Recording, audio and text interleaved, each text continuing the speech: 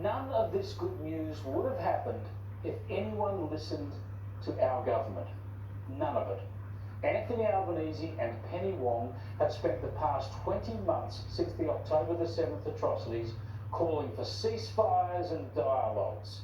I understand the Prime Minister hasn't even taken the time to watch video evidence of what happened on October the 7th. His office won't answer our questions on this, but if he hasn't, how heartless, how ignorant, and how derelict in his duty to not bear witness to the reality at the heart of all this. I mean, he claims to run a country and have a view. It's just astonishing. Anyway, if Albanese and Wong had their way, Hamas would still run Gaza with Yahya Sinwar still in charge.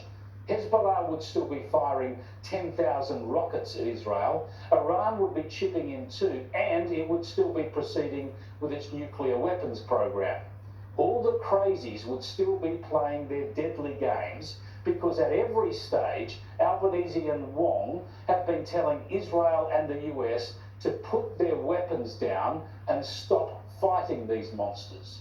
All they've ever said is cease fire, no matter what the enemies of Israel and freedom do.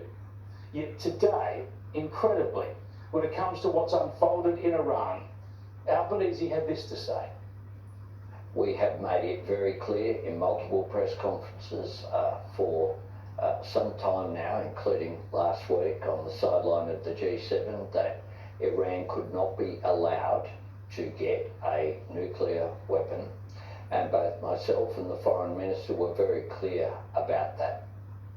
That is just not true. That's one of the things we've been wanting him to say. Albanese and Wong have always pussyfooted around that issue, talking about their concerns and the like. Even with US military action being openly canvassed, this is as strong as Albo would put it last week.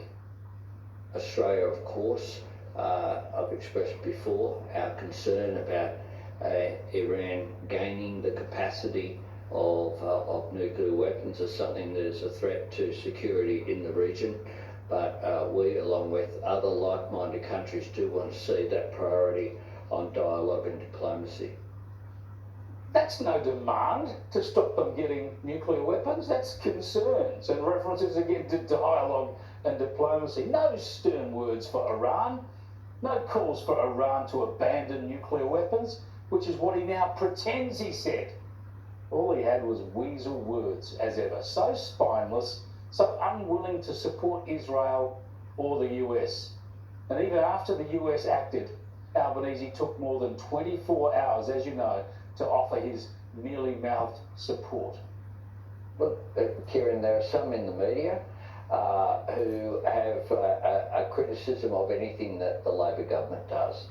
What my government does is act in an orderly, coherent way, and we were very clear for some period of time that Iran could not be allowed to have a nuclear weapon. We called for Iran to come to the table to ensure that the United States wouldn't have to take the action which they did, the action that they took. We made clear that we supported action that would ensure that Iran couldn't gain that nuclear weapon. Just hopeless and hopeless pretense about what he's actually said. No wonder Trump has no time for him. No wonder our alliance relationship is in the worst situation for 50 years. Albanese says there's no need for him to go to the NATO summit in Europe this week to try again to meet the US president. I've been to the United States on 5 separate occasions, Kieran, as Prime Minister, and I do note that the same people who constantly say I should do more international travel every time I do are critical of it as well. Well, I've never been too critical of Albo's travel. PMs need to travel. But I'm glad Albo's not going to NATO, because he's got absolutely nothing useful to say. What's the point of Albanese meeting with any national leaders? Because even when he turns up, he's the Prime Minister who wasn't there. Some of us still switching So